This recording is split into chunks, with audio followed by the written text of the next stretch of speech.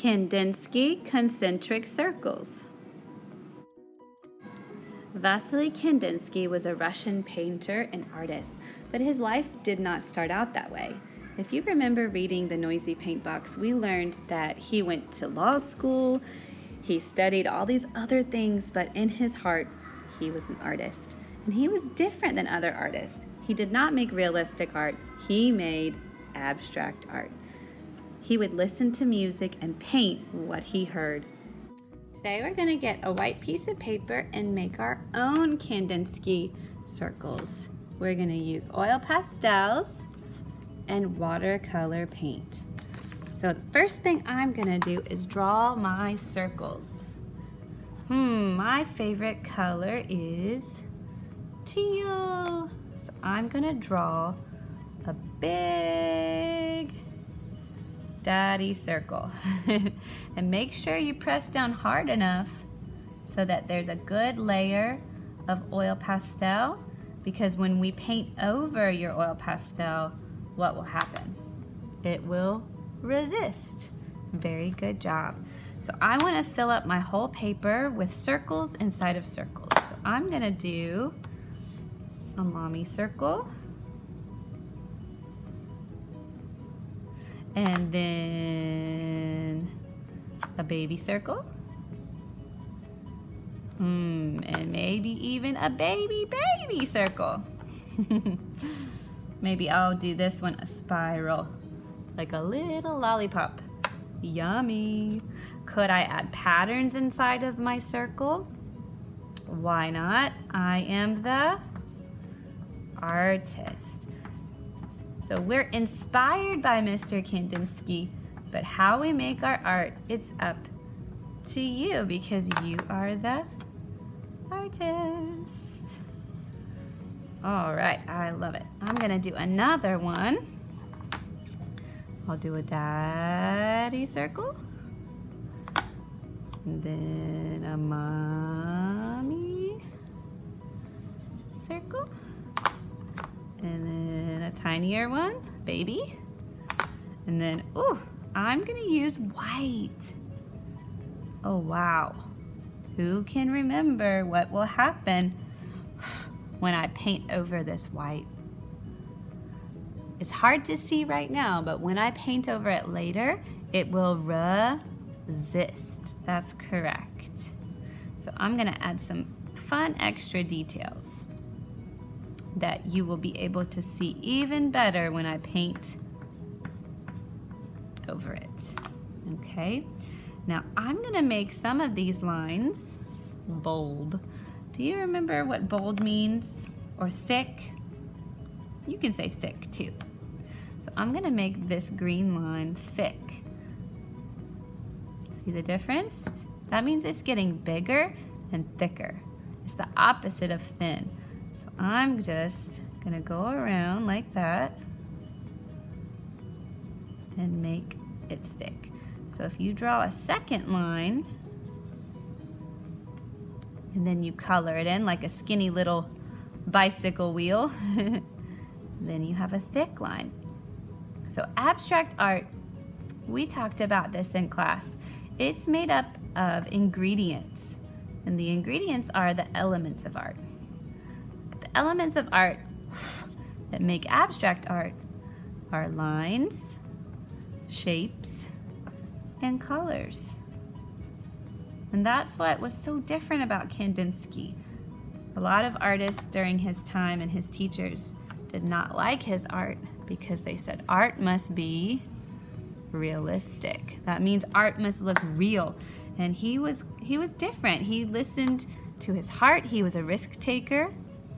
Even though everybody, his teachers, his parents, his family were telling him, Kandinsky, art has to look real.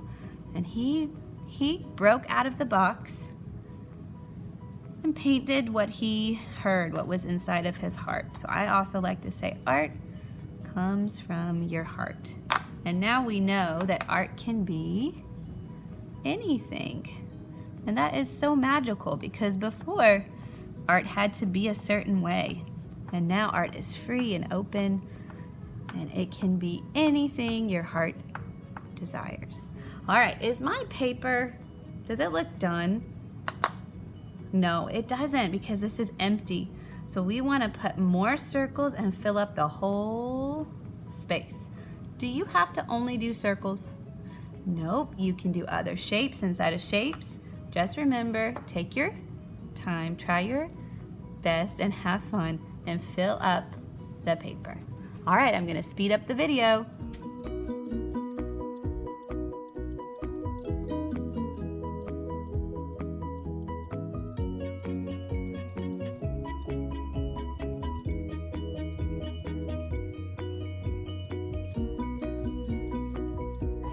Step is we are going to paint over our circles. If I look at Kandinsky's artwork, all of his have what around them? Squares, that's right. So I'm gonna copy his style. Remember, you are the artist, so how you do it is up to you. So I'm gonna go for this dark blue, it almost looks black, and I'm gonna make it nice and juicy. And then I'm going to go around it, kind of draw where I'm gonna paint.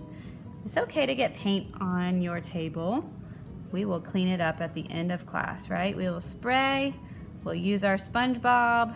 And look how that resists. Can you still see the color teal and blue and orange and light blue? Yes, because oil pastels and watercolor paint, they resist. They resist. The oil pushes the paint, the water off of it.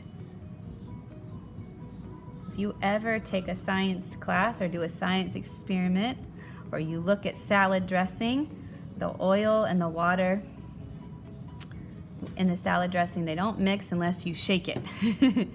Because they don't like each other. They push away from each other. So I did a blue square. Now I'm gonna rinse my brush and I'm gonna show you a technique. It's called wet on wet. So I'm gonna choose another color. I'll do pink, hot pink. And I really wanna load up my paintbrush. That means get a lot of paint on my brush. Make sure it's nice and juicy, so I'm just gonna bring a little bit more water over here. And then I drop it in or just touch it while it's still wet. Ooh, what does it do?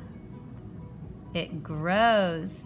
That's because the wet paint and the wet paint, they react to each other. If my paint was dry, if my blue was dry, it wouldn't grow like that. It can grow inside of the blue wet water. Oh, I love it. That is one of my favorite things to do with watercolor techniques and watercolor paint. Cool. All right, let's give my, uh-oh, accidents happens. But you know what? I kind of like those little splatters.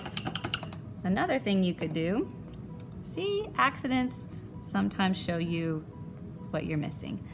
If you want to like do a little splattery art, you take your brush again, make it sure it's wet, and then you take your finger, and then you tap, tap, tap.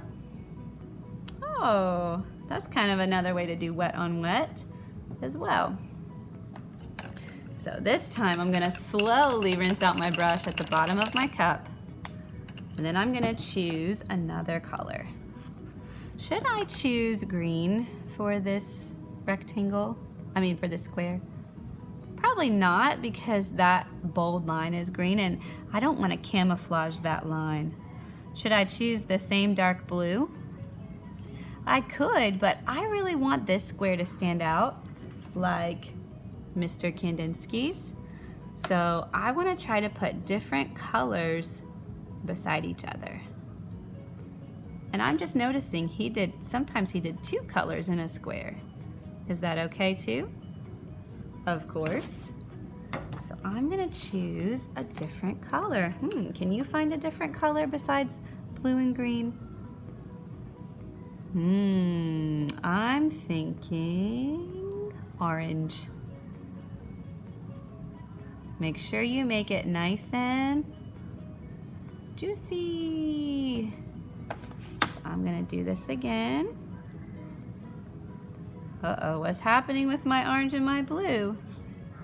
They're joining together because I forgot my blue is still wet. So maybe what I should have done is paint a square over here. That's okay, we already started on this one. I'll just leave a little bit of white space right there before I touch those two. Okay, so I'm gonna use orange. Ooh, that green is really resisting because it's so thick. Has such a good layer of oil pastel. All right, let's see if my white will show up. Oh, there it is. Do you see it? My white is showing. Nice. All right, I love it. All right, so what I was saying is if you touch two wet colors, they blend together. So maybe what I'll do is not put one there for now. Maybe I'll start down here and I'll do a pink one or magenta. Let's do magenta. Okay, and that way this square, it's not touching the other square except for right there. Now, if your paint is too dry, it might not resist, so make sure you keep going back inside of your water cup and getting water so that it will resist. Oh, that is so pretty. All right, I'm gonna finish painting this and I'm gonna speed up the video. Remember, you are the artist. Take your time, try your best, and have fun. I cannot wait to see what you make.